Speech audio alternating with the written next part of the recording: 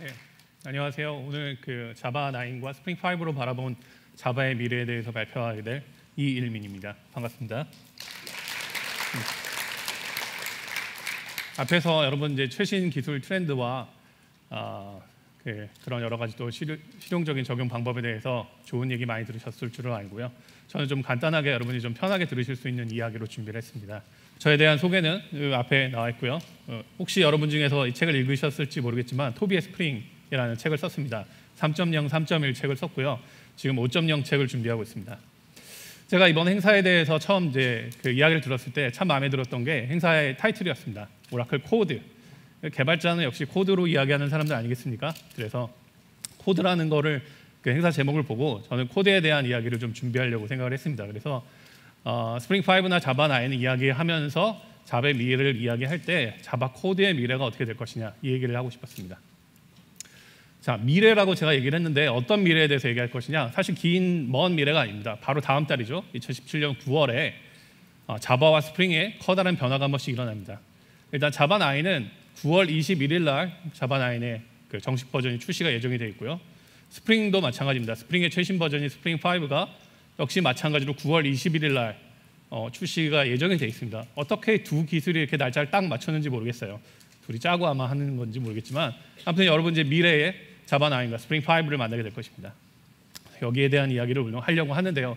자바와 자바의 기본적인 언어 이야기를 이렇게 하려고 딱 보니까 많은 분들이 요즘에도 자바 쓰나 자바는 이미 거의 한물간 언어가 아닌가 이런 얘기를 많이 하시더라고요. 그래서 제가 먼저 간단히 팩트 체크를 한번 해봤습니다. 자바는 죽었다 이런 이야기를 하는 분들이 제법 많이 있어요. 심지어는 다른 언어 컨퍼런스 같은 데서도 이런 걸 노골적으로 얘기하시는 분들이 있더라고요. 스프링도 한물 갔다 그래서 봄날은 갔다 이런 얘기도 하시고요. 그래서 제가 구글에서 한번 검색을 해봤습니다. 자바 is dead라는 말로 검색을 해서 얼마나 많은 사람들이 이런 이야기를 했는가 찾아봤더니 무려 48,000명이나 이런 얘기를 하셨네요. 이거 꽤 적지 않은 분들이 이런 얘기를 하는 걸 보니 정말 자바가 죽어가는 건 아닌가 이런 걱정을 하실 분이 있을지 모르겠는데 사실 다른 언어들도 별반 다르지 않습니다. 파이썬 같은 요즘에 핫한 언어도 보면 파이썬 is dead라고 하는 사람이 45,000명이고요. 또 한때 굉장히 인기를 끌었던 루비 언어는 무려 15만 명이나 루비 지금 죽은 거 아니야? 이런 얘기를 했다고 하더라고요. C는 말할 것도 없네요. 38만 번이나 C is dead라는 얘기가 인터넷에 나옵니다. 좀 더 구체적으로 알아보기 위해서 제가 프로그래밍 언어의 인기도를 계속 측정해서 발표하는 타입 인덱스를 찾아봤습니다. 자바를 보니까 꽤 높은 지수를 계속 보이긴 하지만 최근 들어서 뭔가 좀 이렇게 하향세에 있는 것 같은 느낌이 들었어요. 이게 그래서 밀리고 있지 않나 이렇게 우려하실 분들이 있을지 모르겠지만 사실 순위 자체를 다른 언어랑 비교해 보면 최신 인덱스에 보면 자바는 가장 최근까지 경쟁을 해왔던 C 언어의 거의 2배입니다. 파이썬이나 C++ 이런 언어에는 거의 3배 이상의 인기도를 앞서고 있는 거죠. 근데 전체적으로 타입 인덱스가 하향 추세에 있는 이유는 우리가 프로그래밍 랭귀지에 대한 관심은 사실 점점 줄어들고 그 이외의 다양한 기술들 앞 세션에서 여러분 들으셨던 CQRS니 이벤트 소싱이니 마이크로 서비스니 이런 얘기들에 더 많은 관심을 기울이고 있다는 증거이지 자바 언어 자체가 지금 사장되고 있다거나 죽어간다거나 이렇게 보지 않으실 수 있습니다. 또 한 가지 또 중요한 지표를 보면 인디드닷컴이라는 유명한 잡 사이트에서 제가 구인 공고가 얼마나 많이 올라왔는가를 프로그램 랭귀지별로 한번 체크를 해봤습니다. 여기서도 마찬가지로 자바는 다른 언어에 비해서 월등하게 앞서 나가고 있습니다. 전체 모든 잡 올라오는 잡수 중에서 이게 프로그래밍 IT 기술만 올라오는 사이트가 아니죠. 그 중에서 자바가 무려 1% 이상을 항상 차지하고 있습니다. 이런 걸 볼 때 이제 자바 자체는 여전히 가장 인기 있는 언어고 가장 많이 쓰이고 있는 언어입니다.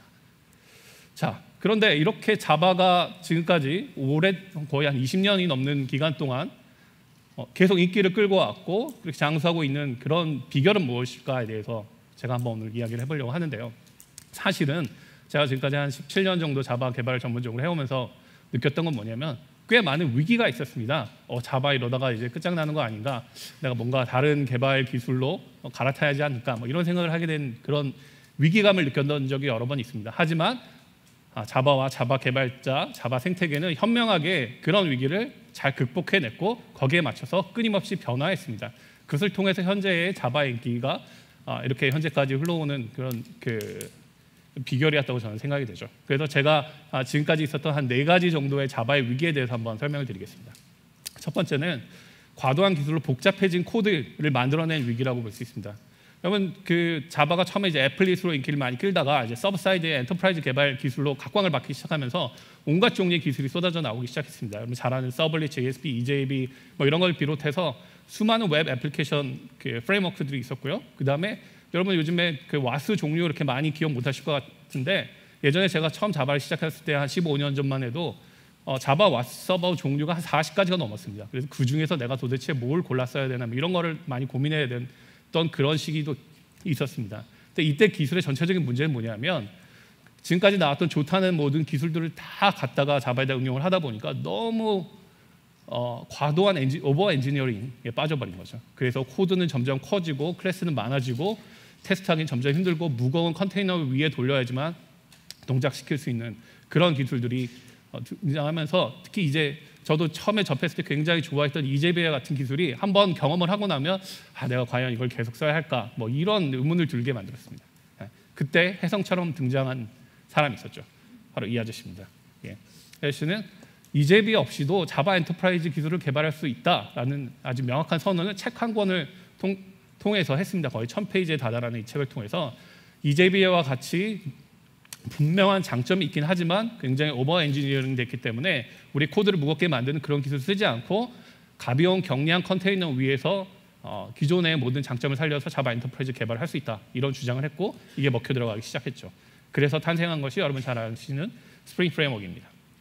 자, 그래서 이 첫 번째 위기를 극복하는 비결은 자바와 객체 지향의 기본으로 돌아가자입니다. 뭐 또 새로운 무슨 뭔가 뛰어난 기술을 들고 나온 게 아니에요.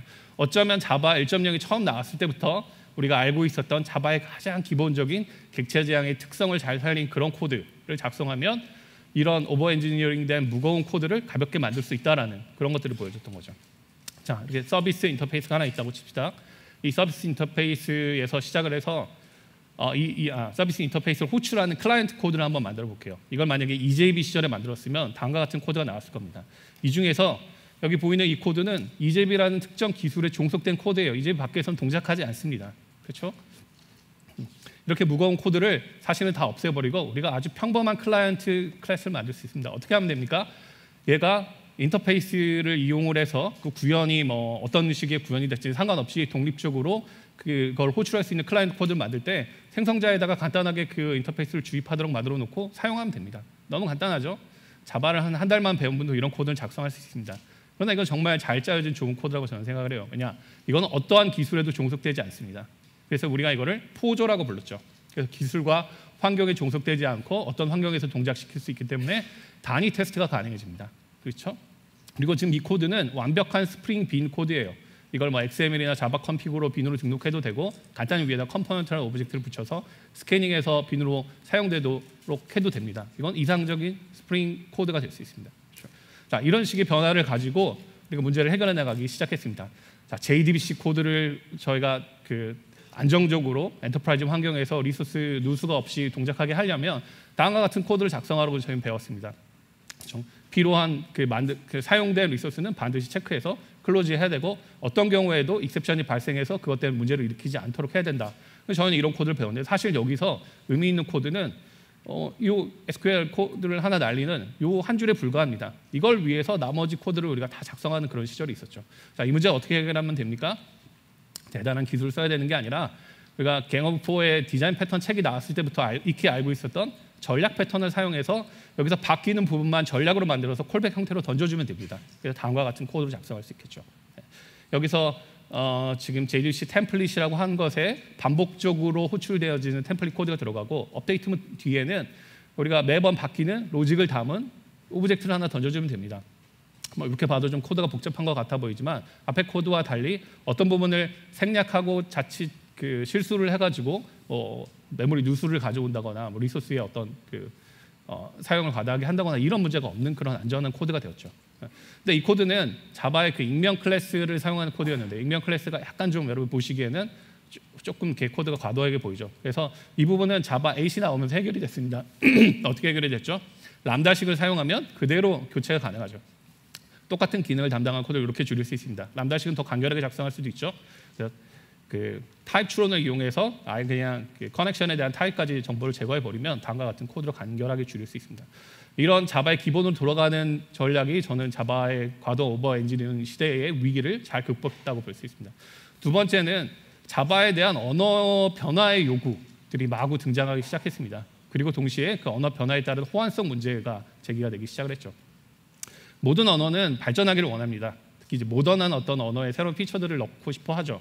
자바도 처음 만들어졌을 때와 달리 10년 정도 가까이 지난 2004년, 5년쯤에는 새로운 언어들도 많이 등장했고 그 중에는 경쟁 언어라고 불릴 만한 단넷 같은 것도 등장을 했습니다. 그래서 그때 온라인 사이트에서 단넷 개발자와 자바 개발자들 정말 피 터지게 싸웠죠. 네. 이게 한국에서만 그런 게 아니라 해외 유명한 개발자 커뮤니티에서도 마찬가지였습니다. 근데 확실히 자바가 조금 밀렸던 거는 아무래도 이게 먼저 만들어진 그 언어이기 때문에 이후에 등장한 그런 새로운 언어에 비해서 조금씩 부족한 기능들이 있었죠. 그래서 이런 것들을 과감하게 집어넣어라. 뭐 구버전, 뭐 호환성 이런 거 필요 없다. 그러니까 나는 그 새로운 기능과 새로운 언어를 원한다. 이렇게 막 주장했던 사람들이 있습니다. 하지만 이런 두 가지 갈등의 문제를 자바는 굉장히 현명하게 대처했습니다. 어떻게 했냐면 언어를 발전시키되 기존의 코드와의 호환성을 완벽하게 지킨다. 기존에 예를 들어서 자바 1.3, 1.4로 개발했던 바이트 코드를 다시 소스를 가져다가 재컴파일을 하지 않고도 자바 5 이후의 코드에서 완벽하게 사용할 수 있습니다. 자바에서 말하는 호환성은 C 같은 언어에서 말하는 호환성처럼 매번 빌드를 새로 해야 되는 게 아니에요. 플랫폼이 바뀌었다고 다시 빌드하지 않아도 되고요. 버전이 올라갔다고 해도 빌드하지 않아도 됩니다. 여러분이 자바 8에서 만들어진 람다를 사용하는 코드는 자바 9이나 10에서 람다 기술이 훨씬 더 발전한다고 할지라도 코드를 다시 한번 빌드할 필요가 없어요. 그냥 여러분이 만든 클래스 파일을 그대로 가져다가 사용할 수 있도록 굉장히 면밀하게 구버전 호환성을 만들어냈습니다. 이거를 지켜낸 채로 자바에 굉장히 다양한 언어 업그레이드 기능을 넣었죠. 그래서 뭐 제너릭스나 이늄, 애노테이션, 오토박싱 같은 것들이 들어갔습니다. 여러분 잘 아시는 스프링 데이터 JPA에 보시면 이렇게 JPA 리포지토리라는 게 타입 파라미터를 이용을 해가지고 우리가 CRUD 보통 기능에서 사용하는 대부분 굉장히 많은 메소드들 심지어는 페이징과 소팅까지 가능한 그런 인터페이스를 정해놓죠. 그리고 나서 이 타입 파라미터 자리에다가 여러분 타입 정보를 주면 됩니다. 그러면 뭐 유저, 오더, 프로덕트, 세일즈와 같은 거에 대한 기본적으로 동작 가능한 코드를 이렇게 내줄이면 끝나는 거죠. 뭐 이런 류의 발전한 언어의 장점을 우리가 잘 활용할 수 있었습니다. 세 번째 위기는 이건 한 2000년대 후반, 그러니까 2006년, 7년쯤에 저는 왔다고 생각하는데요. 저는 이게 사실 제일 큰 위기였다고 봅니다. 뭐냐면 간결한 코드와 관례로 무장한 언어와 기술의 습격입니다. 여러분 떠오르는 언어 기술이 혹시 있나요? 없으신가요? 예.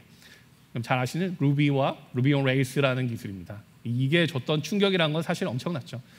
일단 루비라는 언어 자체가 굉장히 간결한 그 방식을 사용하고요. 그 다음에 레일스라는 프레임워크는 웹 개발을 할 때 설정을 최소화하면서 관례를 굉장히 많이 집어넣어서 많은 부분을 생략하고 프레임워크를 빠르게 그 애플리케이션을 빠르게 작성할 수 있는 그런 기술이었습니다. 그래서 뭐 15분 만에 블로그를 다 완성한다. 뭐 이런 동영상을 보고 많은 사람들이 충격을 받았죠. 근데 문제는 여기서 더 나가서 루비라는 이런 간결한 언어와 레일스라는 기술이 엔터프라이즈 영역에도 사용할 수 있다. 이런 걸 주장하고 나온 사람들이 등장을 했습니다. 세계적인 컨설팅 업체가 이제 더 이상 이제 자바를 밀지 않고 루비 온 레일스를 가지고 우리가 엔터프라이즈 컨설팅을 하겠다. 이런 얘기를 하기 시작을 했죠.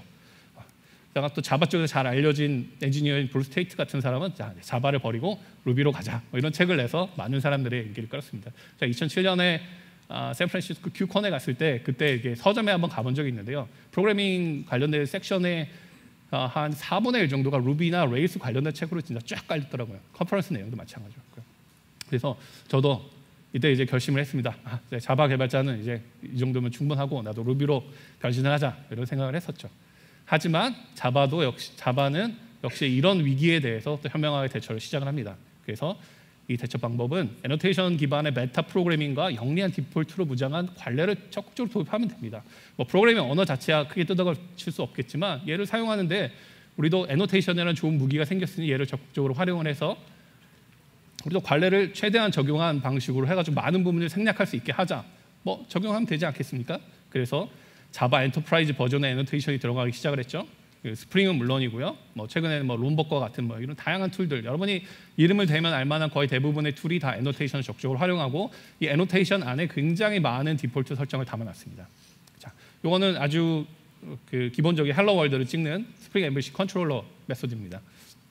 자, 이 코드 안에 얼마나 많은 관례가 적용되어 있는지 아십니까? 제가 한번 살펴볼게요. 처음에 컨트롤러라는 게 클래스에 붙는 걸로 해서 여기에 어떤 기능이 부여가 되냐면 얘는 스프링의 빈 스캐너에 의해서 싱글톤 빈으로 등록이 됩니다. 프로토타입이 아니고요. 그런 부분이 다 디폴트로 적용이 되어 있는 거죠. 빈 이름을 저희가 지정하지 않았습니다. 그럼에도 불구하고 얘는 관례를 이용해서 클래스 이름의 첫 글자를 소문자로 바꿔가지고 헬로 월드 컨트롤러라는 이름의 빈으로 등록을 해버립니다. 당연히 MVC 컨트롤러로 기능을 담당하고요. 이게 붙은 컨트롤러 애노테이션 붙은 클래스의 리퀘스트 매핑이라는 게 있으면 얘를 매핑 정보로 활용해서 실제로 웹 컨트롤러 메소드로 사용하게 해줍니다. 자, 이게 어떤 핸들러를 어떤 그 웹 요청이 들어오면 이 핸들러 연결시켜줘야 되는가, 이런 부분은 리퀘스트 매핑이라는 애노테이션에 담겨져 있죠. 그래서 이게 헬로 월드라는 그 URL을 타고 들어오면 대신 HTTP 메소드는 뭐 게시든 포스트든 푸시든 상관없습니다. 모든 메소드와 파라미터 헤더를 다 허용하면서 그 URL만 이걸 기준으로 이 코드를 실행하라, 이런 의미로 해석이 될 수가 있는 거죠. 자, 여기 헬로 월드라는 그 메소드는 뭐 어떤 특정 인터페이스를 구현한 것도 아니고 어떤 클래스에 상속한 것도 아닙니다. 우리가 만든 임의의 메소드죠. 그리고 그 메소드의 파라미터도 우리가 임의로 설정할 수 있습니다. 근데 이 파라미터 설정에도 관례가 있죠. 그래서 파라미터 안에 모델이라는 타입이 존재하면 이 모델 오브젝트를 받아서 여기다가 뷰에다가 넘길, JSP와 같은 뷰에다가 넘길 메시지를 이 안에 모델 정보를 등록할 수 있게 되어 있습니다. 이것도 마찬가지로 스프링 프레임워크가 메소드 시그니처를 보고 관례를 적용해서 여기다가는 모델 오브젝트를 넘겨줘야겠구나, 얘를 사용해야겠구나, 이렇게 생각을 하죠. 리턴도 마찬가지입니다. 리턴 타입이 만약에 그냥 스트링이라면 예전에는 저희가 모델 앤 뷰라는 거를 스트링에서 MVC에서 리턴을 하게 했었는데 그냥 스트링을 리턴할 수 있게 해놨어요. 왜 그럴까요? 관례가 적용되기 때문이죠. 스트링을 리턴하면 별다른 설정이 없다면 얘를 어떻게 사용합니까? 뷰 리졸버가 사용할 뷰 네임, 뭐 예를 들어서 JSP의 그 앞부분의 이름이라던가 뭐 이런 걸로 사용할 수 있게 해주는 거죠. 하지만 메소드에 또 리스폰스 바디라는 애노테이션이 붙어 있으면 얘는 컨테이너에 등록된 메시지 컨버터를 이용해서 얘를 응답하는 웹 요청의 바디로 변환을 해버립니다. 플레인 텍스트로 리턴을 해버리는 거죠. 자, JPA, 이건 스프링 데이터 JPA 코드인데요. 이 부분에서도 관례를 적용하면서 많은 부분을 생략했습니다. 여러분 잘 아시는 find by라는 그 룰을 이용한 거죠. find by 뒤에 들어가는 이름이 만약에 어떤 엔티티 필드 이름과 일치한다면 다음과 같은 쿼리가 마치 붙은 코드처럼 알아서 동작을 해줍니다. 이 부분도 관례가 적용돼서 코드를 간결하게 만들 수 있고 빠르게 생성할 수 있게 된 거죠. 저는 이 관례 적용의 거의 끝판왕이라고 보는 게 스프링 부트라는 겁니다. 요 위에 스프링 부트 애플리케이션이라는 애노테이션 하나를 붙이는 걸 통해서 수백 가지 디폴트 설정과 컴포넌트들이 자동으로 포함이 되고 동작을 합니다. 그렇죠. 그래서 예전에 루비 온 레일스를 처음 봤을 때 뭐 스캐폴딩 이런 거 사용했던 시절보다 어쩌면 더 빠르고 더 편리하게 애플리케이션을 빠르게 프로토타이핑할 수 있는 그런 코드를 개발할 수 있는 시절이 왔던 거죠. 자, 이런 문제를 해결하고 나니 이제 네 번째 위기가 한 2010년 즈음부터 저는 시작됐다고 보는데요. 그때 이제 위기는 함수형 프로그래밍과 비동기 논블로킹 개발의 도전이었습니다.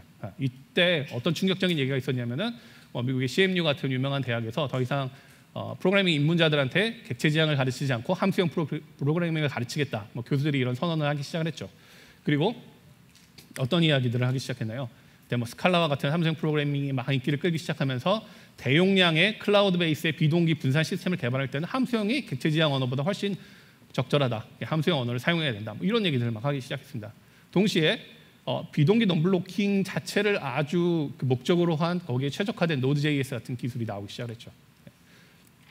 자, 여기에 대한 자바의 대응, 이제까지 한 3차례 위기를 겪으면서 저는 이제 자바 개발자들이 많이 여유가 있어졌다고 생각을 해요. 뭔가 해결책이 나올 거야라고 생각을 했죠. 저도 그렇게 생각을 했습니다. 이때는 별 큰 위기감을 느끼진 않았는데 조금 시간이 지나니까 함수형 프로그래밍 스타일의 코드를 작성할 수 있게 해주는 자바 8 버전이 나왔고요. 그다음 비동기 논블로킹을 지원하는 서블릿과 스프링이 등장을 했습니다. 자바 8 여러분 많이 사용하고 계시죠? 예.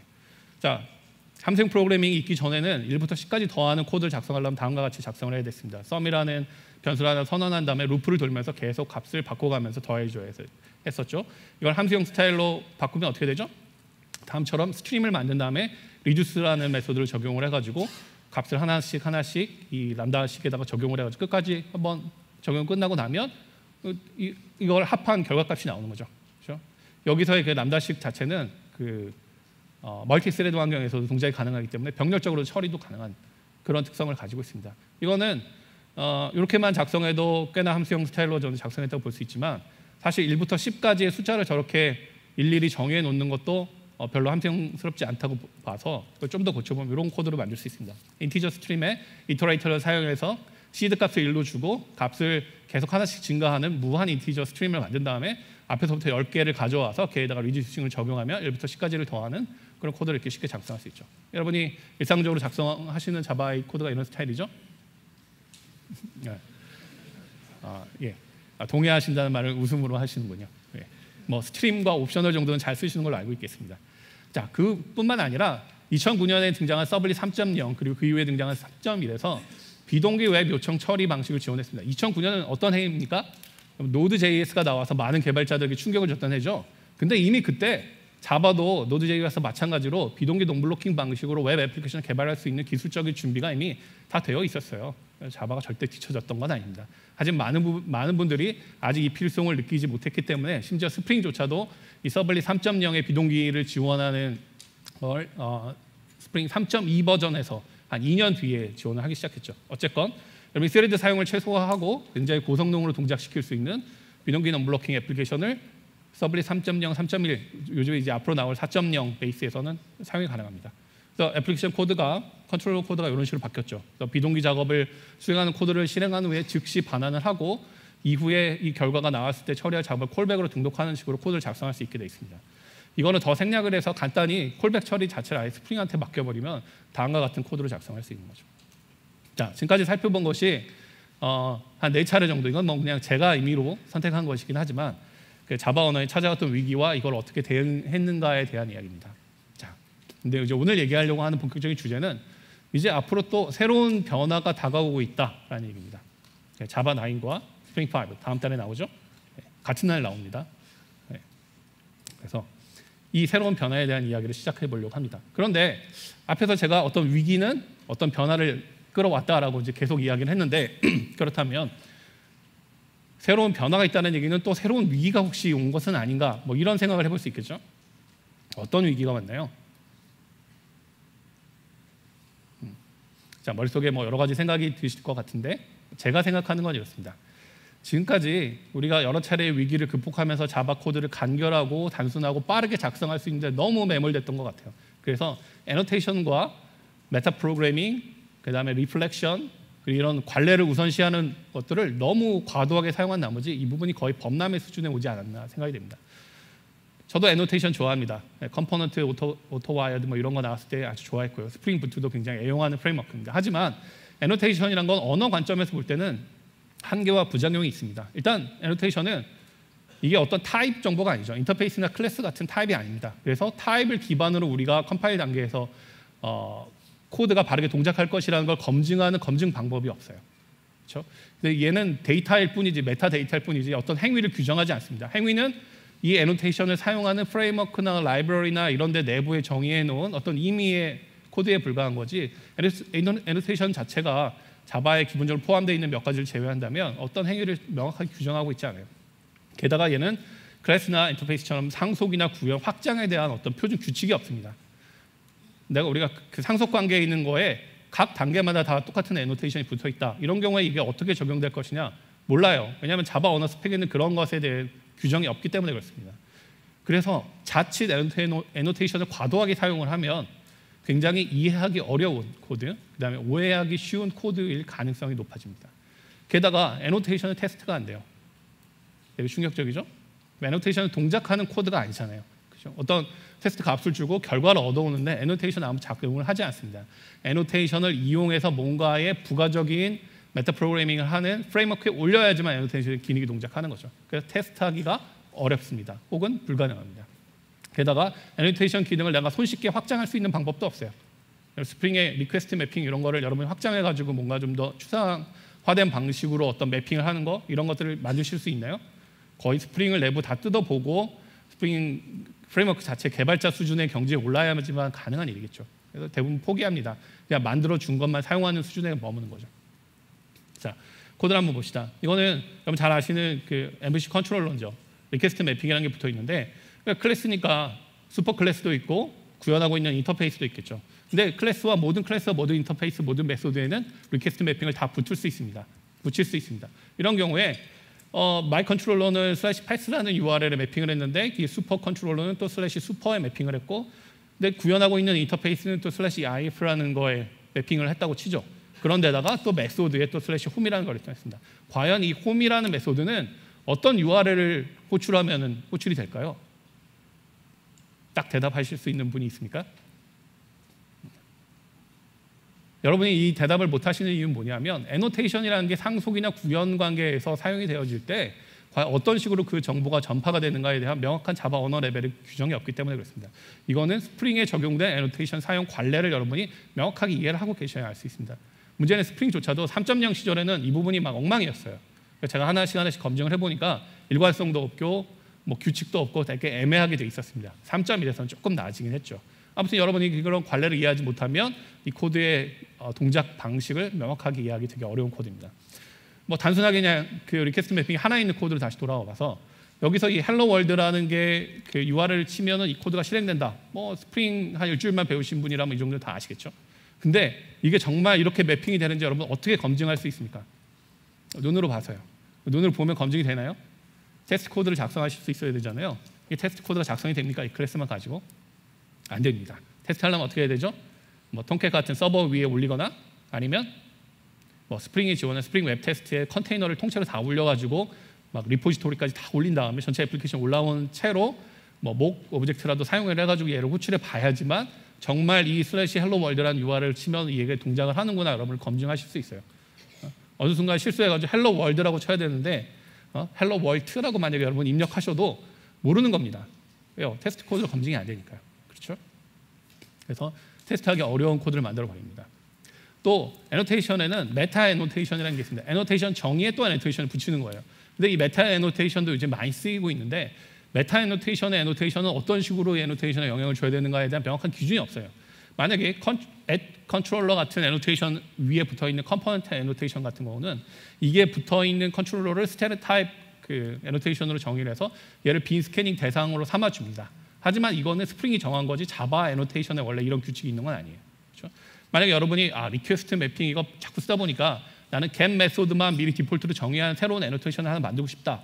이 스프링 4.2 버전까지는 여러분이 그런 걸 만들 방법이 아예 없었어요. 모든 애노테이션을 다 축적해서 적어줬어야 했습니다. 4.3에 가서야 이제 컴포즈드 애노테이션이라고 해서 예를 들어서 이것도 지금 갭 매핑이라는 것도 애노테이션이잖아요.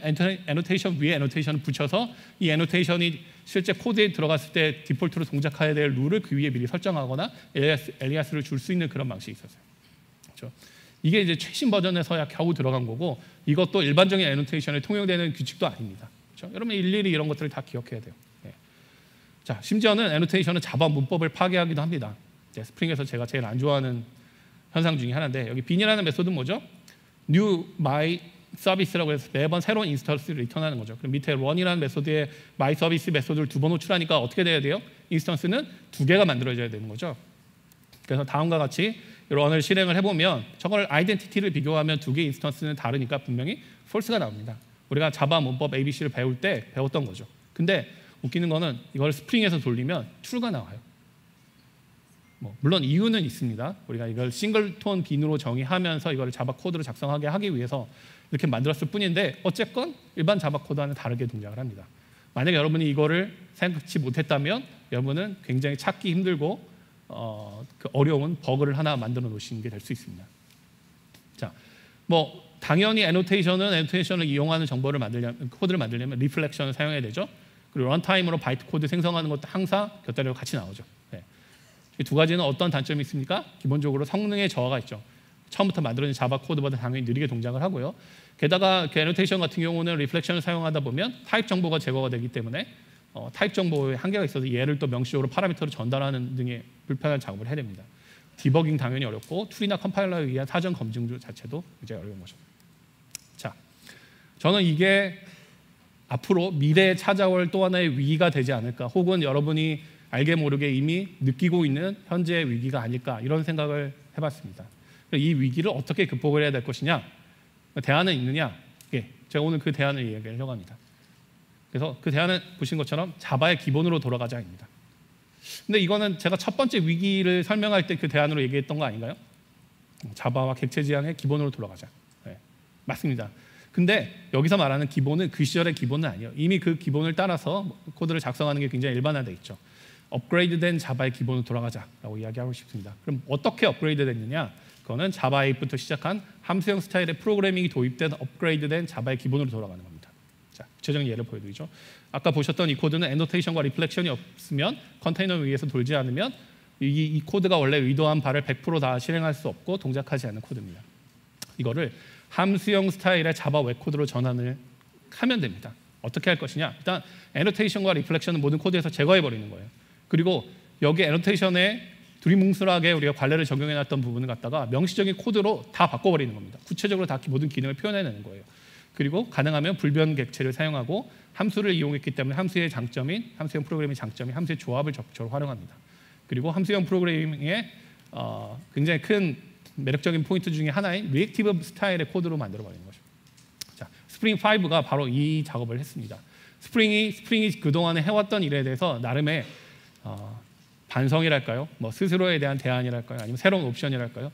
뭐 그런 것들을 스프링 5.0에서 제기를 했습니다. 그래서 새로운 함수형 스타일의 웹 개발을 지원했습니다.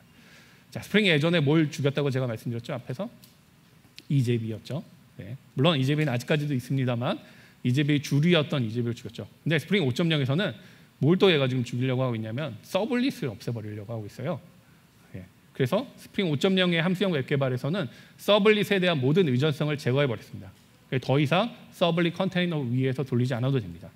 여러분이 이 스프링 5를 지원하는 어떠한 HTTP 서버라면, 자바로 만들어진 서버라면 스프링 5 애플리케이션을 띄울 수 있습니다. 물론 기존에 여러분이 그 비싼 돈 주고 사셨거나 이미 익숙해진 와스가 있다면 거기서도 돌리실 수 있어요. 서블릿 3.1 이상을 지원하기만 한다면 얘를 갖다가 HTTP 서버로 활용을 해서 스프링을 돌릴 수 있긴 합니다. 서블릿이 제거가 됐기 때문에 스프링만의 HTTP 요청과 응답에 대한 추상화 서버 리퀘스트, 서버 리스판스라는 게 새로 도입이 됐고요. 그다음에 실제로 웹 애플리케이션을 개발할 때는 두 개의 함수만 개발하면 됩니다. 첫 번째는 핸들러 펑션이라는 함수를 인터페이스를 구현한 함수고요. 두 번째는 라우터 펑션이라는 겁니다. 그리고 모노와 플럭스로 대표되는 리액티브 방식을 적극적으로 도입을 했습니다. 스프링 5.0은 함수형 스타일의 애플리케이션을 개발할 때 아예 스프링 컨테이너 디펜던시 인젝션 자체를 쓰지 않는 완전 독립형 애플리케이션으로 작성을 할 수 있겠습니다. 스프링이 더 이상 프레임워크가 아니라 마치 라이브러리처럼 쓰이는 그런 코드로 만들어서 애플리케이션을 완성할 수도 있고요. 여러분이 기존에 그 스프링의 그 디펜던시 인젝션이 적용된 많은 기술들, AOP라던가 뭐 여타 기술들을 여전히 원하신다면 스프링 컨테이너 위에 올리면서 함수형 스타일로 애플리케이션을 개발할 수도 있게도 합니다. 자, 우리가 일반적인 컨트롤러, 웹 핸들러라고 부르는 컨트롤러 메소드가 웹 요청을 처리하는 건 실제 4가지가 있어요. 첫 번째는 요청을 매핑하는 겁니다. 요청이 날라오면 URL, 그 다음에 뭐 헤더, 바디 뭐 이런 부분을 해석을 해가지고 이게 어느 핸들러 메소드가 이 요청을 처리할 것이냐 매핑하는 작업이 제일 먼저 필요하죠. 두 번째는 바인딩을 해줘야 됩니다. 날라온 정보를 실제로 여기서 로직에서 사용을 해야 되는데 이게 URL에 있는 일부분을 뜯어올 것인지 헤더 부분을 가져올 것인지 뭐 바디 부분을 갖다가 제이슨으로 해석을 해서 어떤 오브젝트에 담아올 것인지 이런 부분에 대한 작업을 해야 되는데 이런 것들을 바인딩이라고 얘기합니다. 바인딩까지 끝났으면 그 요청을 처리하는 실제 로직 코드가 들어가고 그 다음에 응답을 할 때 이 응답을 다시 웹 요청, HTTP 요청으로 만들어서 리턴을 해주면 되는 거죠. 이 4가지가 일반적인 웹 프로그래밍에서 사용되어지는 방법인데요. 기존 코드를 보면 뭐 get 매핑이나 그 다음에 패스 베리어블 같은 붙은 파라미터에서 요청을 처리하거나 바인딩하는 작업이 있었고 그 다음에 로직을 적용한 후에 얘를 리턴을 하면서 응답 코드와 뭐 컨텐트 타입이 뭔지 바디가 뭔지 뭐 이런 부분이 정의가 되어 있는 거죠. 자, 이거를 아까 말씀드렸던 스프링 5의 함수형 개발의 2가지 함수 중에 하나인 핸들러 펑션을 이용해서 제가 바꿔보겠습니다. 핸들러 펑션은 요청 매핑 부분을 제외한 나머지 3단계의 작업을 담당하는 함수를 정의할 때 사용할 수 있습니다. 핸들러 펑션이니까 펑션은 뭐죠? 파라미터가 하나 있고 그 다음에 리턴 값이 하나 있고 이러면 함수로 저희가 이야기를 할 수가 있죠. 그래서 HTTP 요청을 서버 리퀘스트라는 새로 추상화된 웹 요청을 담은 오브젝트로 받아서 서버 리스판스 타입을 리턴해 주면 됩니다. 아주 간단하죠. 네. 이런 함수를 하나 정의하는 거죠. 자, 함수형 스타일로 전환을 해보겠습니다. 코드가 이렇게 나옵니다. 위에 보시는 거는 메소드가 아니고 헬로 핸들러라는 이름의 핸들러 펑션을 람다식으로 정의한 것입니다. 네, 서버 리퀘스트를 받아서 다음과 같은 작업을 하는 거. 이 코드가 사실 이 핸들러 펑션을 구현한 그 람다식 코드가 되겠죠. 3가지 작업이 있습니다. 자, 기존에 리퀘스트 매핑이라는 애노테이션을 써서 관례적으로 관례를 이용해가지고 스프링이 알아서 동작하게 해줬던 것들을 이제 명시적인 코드로 바꿉니다. 리퀘스트에서 패스 베리어블을 직접 꺼내온 그 메소드를 호출해서 정보를 꺼내오죠. 로직을 수행하고 리턴을 할 때도 이거를 예를 들어서 응답 코드를 뭘로 줄 것이냐, 뭐 205K로 줄 것인지, 뭐 400대로 보낼 것인지, 500대로 보낼 것인지 우리가 코드에서 명시적으로 정의하는 거예요. 그래서 서버 리스판스에 OK라는 걸 써서 응답 코드는 OK로. 그다음에 얘는 바디에다가 요 뒤에 그 핸들러에서 그 처리한 결과값을 넣었는데 바디 정보를 변환하는 건 뭐 기존 방식과 유사합니다. 스트링이 들어가면 플레인 텍스트 컨텐트 타입으로 해서 그 값이 그대로 바디에 담겨져서 리턴이 되죠. 자, 이렇게 바꾼 헬로 핸들러라는 함수는 어떤 특징이 있냐면 여러분 보셨겠지만 애노테이션과 리플렉션이 전혀 사용되지 않았습니다. 그리고 웹 요청을 처리하는 모든 전 과정의 작업을 실제로 동작 가능한 자바 코드로 다 표현을 해놨어요. 람다식으로 당연히 작성이 가능했고요.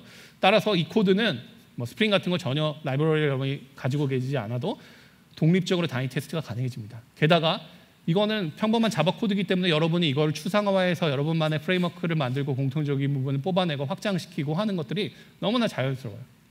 그러니까 저는 뭐 이런 말 쓰는 사람이 없는 것 같지만 이거를 플레인 올드 펑셔널 오브젝트, PO4라고 부르면 어떨까 뭐 이런 생각도 한번 해봤습니다. 자, 이번에 그 웹 요청을 처리하는 4가지 방법 중에 첫 번째인 요청 매핑 부분이 빠졌는데요. 그 부분은 라우터 펑션이라고 따로 정의를 합니다. 이거 예전에는 이제 스프링의 XML에서 사용하다가 최근에는 이제 리퀘스트 매핑이라는 걸로 대체가 됐지만 사실은 좀 분리가 되는 거죠. 왜냐하면 핸들러를 먼저 찾은 후에 그 다음에 핸들러를 실행하는 거니까요. 찾는 작업을 여기다 넣는 건데 얘도 함수니까 웹 요청을 먼저 전달받습니다. 요청 정보를 가지고 어느 핸들러가 얘를 처리해 줄 것이냐 이걸 결정해야 되죠. 그래서 앞에 정의한 핸들러 펑션 타입의 어떤 의미의 핸들러 오브젝트를 여기다 리턴해 주면 됩니다. 그래서 앞에 그 헬로 월드 코드를 갖다가 제가 라우터 함수를 정의를 하면 다음과 같이 나옵니다. 그래서 먼저 이것도 평범한 자바 코드로 웹 요청 정보의 패스 부분에 이런 게 들어가 있는 테스트 한번 해보는 거죠. 이게 true면 앞에 정의한 핸들러라는 걸 리턴해주고 아니면은 뭐 empty를 리턴해주면 됩니다. 라우터 함수도 마찬가지로 애노테이션과 리플렉션이 전혀 사용되지 않죠. 독립적으로 단위 테스트가 당연히 가능합니다. 기존에 여러분이 쓰셨던 리퀘스트 매핑 애노테이션의 모든 기능을 당연히 다 적용할 수 있어요. 그렇죠?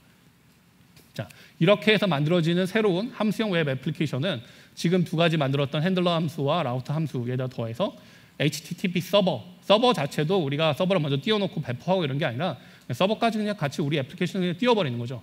그 서버를 띄우는 코드와 그리고 만약에 여러분이 필요하다면 기존의 스프링 DI 컨테이너를 같이 올리실 수도 있습니다.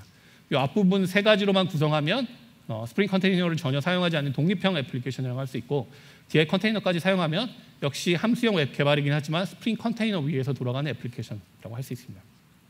자, 제가 앞에 만들었던 코드를 이용해서 서버를 띄우고 실제로 동작하는 코드를 완성한 것입니다. 모든 코드는 메인 메소드 하나에서 다 끝납니다. 그렇죠? 뭐 클래스를 따로 정의할 필요도 없어요. 메소드를 더 만들지 않아도 됩니다. 왜냐하면 람다식의 함수는 그냥 메소드 안에서 만들어버리면 되잖아요. 그렇죠? 첫 부분은 핸들러 함수고 그 다음에 라우터 함수 정의하는 게 나오고요. 그 다음에 핸들러 라우터는 패키징을 해서 넘겨야 돼요. 왜냐하면 우리가 핸들러를 하나만 만들지는 않을 거잖아요. 그렇죠? 수십 가지를 만들 수도 있으니까 걔를 패키징해가지고 최종적으로 이게 이 애플리케이션에 HTTP 요청 들어오는 걸 처리하는 그런 모든 로직을 담고 있는 핸들러다라는 HTTP 핸들러로 패키징을 한 후에 그 다음에 서버를 띄워주면 됩니다. 저는 여기서 피보탈의 그 리액터 프로젝트에서 만든 리액터 HTTP 핸들러 어댑터라는 걸 이용하는데 여기 내부적으로는 네티 서버를 띄워줍니다. 그렇죠? 서버리스를 지원하지 않죠? 서버리스 지원하지 않지만 HTTP로 완벽하게 지원해주는 서버 위에다가 이 애플리케이션 올리면 그럼 여러분 개발이 끝난 겁니다. 그렇죠? 뭔가 좀 새롭지 않나요? 전혀요? 질문 드리겠습니다. 새롭지 않으시면 아는 것 같아요. 약간 이게 무슨 자바에 왜 이런 큰 변화가 일어났을까? 두려움이 드시면 정상입니다. 예. 자, 함수형 웹 개발의 특징은 되게 간결한 코드를 작성할 수 있는 거예요. 아까 여러분 마지막으로 제가 보여드렸던 코드가 간결해 보이나요? 저는 상당히 간결하다고 생각하지만 여러분 그렇게 생각하지 않으실 수도 있겠죠. 왜 그러냐? 제가 일부러 코드를 좀 장황하게 적어놨습니다. 왜냐하면 여러분이 타입 정보를 보실 수 있도록 아직 이런 코드에 익숙하지 않기 때문에. 근데 함수형 스타일은 많은 부분을 추론 방식을 이용해서 생략할 수 있기 때문에 되게 코드가 간결해져요. 자, 위에 부분이 아까 제가 보여드렸던 핸들러 함수인데 이걸 아래처럼 한 줄로 바꿔도 됩니다. 저라면 이렇게 작성을 하겠어요. 그렇죠? 자, 라우터 펑션도 마찬가지입니다. 스프링이 제공하는 몇 가지 유용한 유틸리티 메소드를 사용하면 다음과 같이 한 줄로 변환을 할 수 있어요. 자, 그래서 앞에 제가 보여드렸던 게 데모 코드는 타입이 코드에 드러나도록 제가 의도적으로 풀어 쓴 거예요. 그렇죠? 이게 내가 작성해야 될 코드인가 이렇게 염려하지 않으셔도 됩니다. 저라면 제가 이제 조금 익숙해졌으니까 여러분보다는 이 동일한 코드를 어떻게 작성하냐면 이렇게 작성할 겁니다. 이게 앞에 보여드렸던 헬로 월드를 처리하는 완벽한 함수형 핸들러를 실제로 서버까지 구동을 해서 띄우는 그런 코드입니다. 이 코드에는 스프링이 들어있지 않아요. 스프링 컨테이너 띄우는 것도 없습니다. 그렇죠?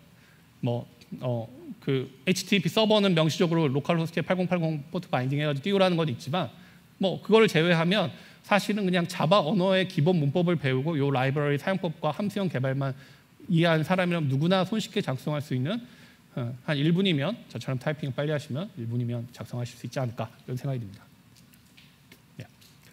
자, 또 함수형 웹 개발의 특징 중에 하나 뭐냐면 람다식은 실제로 그 매번 이렇게 어떤 변수에다가 함수를 담아가지고 람다식으로 정의할 필요는 없어요. 왜냐하면 람다식은 기존의 클래스의 메소드와 완벽하게 호환이 되도록 메소드 레퍼런스라는 개념이 자바 8에 들어갔죠. 그래서 핸들러를 람다식을 대신해서 메소드, 일반 클래스의 메소드로 바꿀 수 있어요. 그래서 기능에 따라서 클래스 메소드 구조로 여러분의 핸들러를 구조화시킬 수도 있다는 얘기입니다. 그렇죠? 그래서 위에 부분은 아까 그 람다식을 이용한 핸들러 함수죠. 아래 부분은 그냥 평범한 메소드입니다. 사실 이 두 가지는 메소드 타입이 동일해요. 파라미터와 리턴 타입이 동일합니다. 그렇죠? 그렇기 때문에 상호 호환이 돼요. 자, 요걸 적용해서 제가 아까 만들었던 예제 코드를 갖다가 메소드로 두고 핸들러 핸들러 펑션과 그다음에 라우터 펑션을 갖다가 메소드로 두 개로 풀어놓은 것이죠. 이렇게 메소드로 정의를 한 다음에 얘를 사용하는 부분에서 메소드 레퍼런스를 사용하면 돼요. 라우터에는 핸들러를 정해줘야 되는데 핸들러 함수를 만든 게 아니라 위에 정의해 놓은 이 메소드에 대한 레퍼런스를 넘겨주고 마찬가지로 얘를 갖다가 HTTP 핸들러의 라우터를 넘길 때도 메소드 레퍼런스를 사용하면 됩니다. 이러면 되게 구조화된 그런 코드가 개발이 가능하죠. 또 함수형 프로그램의 특징 중에 하나는 뭐냐면 여러 개의 함수를 자유자재로 조합하고 새로운 함수를 만들어낼 수가 있어요. 그렇죠? 그래서 함수를 파라미터로 던질 수도 있고 함수를 리턴 타입으로 받을 수 있습니다. 고차 함수, 고개 함수라고 우리가 얘기하는데 이 부분을 되게 적극적으로 활용을 하면 우리가 만들어 놓은 함수들을 조합해서 새로운 애플리케이션을 굉장히 손쉽게 만들거나 확장하는 데 굉장히 유리해요. 그런 면에서 굉장히 뛰어난 장점이 있습니다. 아까 보여드렸던 라우터 같은 경우에는 핸들러 하나의 라우터 하나처럼 이렇게 여러분이 보이실지 모르겠지만 사실은 굉장히 간결한 형태의 라우터 함수를 조합을 하면 한 4가지 정도의 우리가 일반적으로 CRU들을 처리하는 API 표준을 따르는 코드를 다음과 같이 굉장히 간결하게 만들어낼 수 있습니다. 그래서 네스트라는 그 함수를 조합하는 메소드로 호출하면서 여기다 앞부분에 /person으로 시작하는 코드를 기본 전제로 깔고 나머지에다 라우팅을 적용해라. 이런 식의 코드들을 쉽게 만들어낼 수 있는 거죠. 굳이 스프링이 제공하는 이런 게 아니더라도 여러분이 스스로 굉장히 추상화된 프레임워크를 손쉽게 여러분만을 위한 코드를 만들어낼 수가 있어요. 그런 면에서 굉장히 큰 장점이 있습니다. 자, 이게 이제 앞에 말씀드렸던 핸들러를 아예 메소드 형태로 이렇게 모아놓은 거예요. 그렇죠? 이걸 만들어서 여러분이 그냥 독립형으로 바로 뉴 하셔서 사용하셔도 되고 얘를 스프링 빈으로 등록하셔서 하이브리드 형태로 사용하셔도 됩니다. 요거는 라우터 부분을 갖다가 메소드로 정의한 부분이죠. 근데 여러분 이제 계속 제가 따로 설명 안 드렸지만 핸들 펑션이나 라우터 펑션을 보면 앞에 모노라는 게 붙어 있던 거 보이셨어요? 기억나시죠? 다시 보여드릴게요. 핸들러 펑션도 리턴이 원래 T 타입이 서버 리스폰스인데 그냥 그걸 리턴하면 될 것 같지만 얘를 모노라는 거에 그 제너릭 타입으로 여기 넣어가지고 리턴을 했죠. 라우터 펑션도 마찬가지입니다. 핸들러 펑션 이렇게 리턴을 했어요. 자, 모노와 플럭스라는 거는 스프링 5.0의 함수형 스타일의 웹 개발을 하면서 빠질 수 없습니다. 이거는 이제 정보를 어떤 컨테이너에 담아서 전달하는 방식을 사용하는 건데 오늘은 리액티브를 설명하는 시간은 아니니까 자세하고 깊이 있는 얘기는 드릴 수 없지만 아무튼 리액티브 프로그래밍 스타일의 프로그래밍으로 모든 웹 개발, 스프링 개발을 할 수 있도록 준비가 다 되어 있는 거죠. 그래서 여러분이 이제 앞으로 코드를 보시면 여러분 코드에도 그렇고 스프링이 제공하는 API 코드에도 이 모노와 플럭스라는 것들을 계속 보게 되실 겁니다.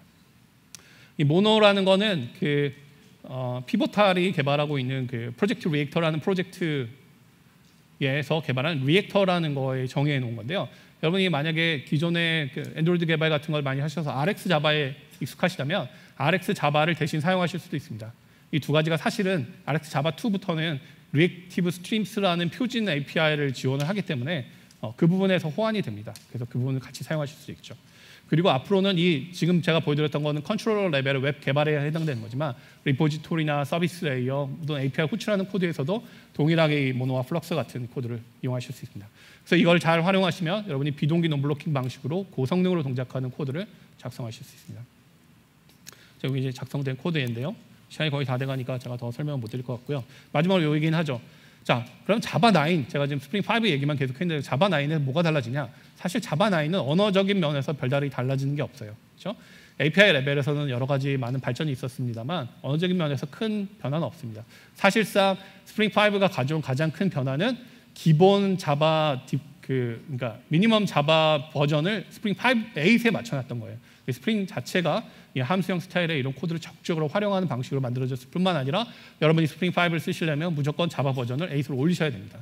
근데 9으로 가면 또 뭐가 좋아지냐 하면 9에는 플로우 API라는 게 들어갔어요. 이 플로우 API에 있는 그 인터페이스들은 스프링이 지금 사용하고 있는 리액티브 스트림스의 표준에 있는 퍼블리셔나 서브스크라이버 같은 그런 표준 리액티브 스타일의 인터페이스를 100% 똑같이 다 구현해 놓은 것입니다. 그래서 호환이 됩니다. 그래서 여러분이 만약에 스프링에 의존적이지 않은 자바 9이 지원하는 리액티브 스타일을 호환이 되는 또 다른 라이브러리나 여러분이 작성하신 코드가 있다면 걔를 스프링에서도 동일하게 그대로 특별한 변화 없이 가져 사용할 수 있게 된 거예요. 그래서 자바 9의 플로우 API가 들어간 거는 사실은 코드도 많지 않고 작은 변화처럼 보이지만 저는 굉장히 중대한 역할을 했다고 생각합니다. 이후에 자바의 표준을 따르는 많은 라이브러리 등장할 텐데 이것들과 스프링 5가 굉장히 긴밀하게 연결돼서 사용될 수 있다고 생각합니다. 마지막으로 스프링 5를 그러면은 개발하면 다 우리가 이렇게 함수형 스타일로 완전히 모든 프로그래밍 모델을 바꿔야 되는가? 꼭 그렇지는 않습니다. 실제로 스프링은 순수 함수형 애플리케이션 코드에다가 기존의 애노테이션을 사용하는 자바 설정을 그대로 사용할 수 있게도 해주고요. 원한다면 여러분 두 가지를 짬뽕할 수도 있습니다. 그래서 리퀘스트 매핑, 나는 이건 포기할 수 없어, 너무 편리해, 그런 애노테이션이 좋으시다면 그걸 여전히 사용하면서 그 안에 코드는 더 함수형 스타일로 바꾸실 수도 있고, 스프링 부트와 같이 애노테이션을 정말 과도하게 사용하는 걸 너무 극단적으로 좋아하는 그런 애플리케이션 안에서도 스프링 5의 함수형 웹 개발을 여러분은 이용하실 수 있습니다.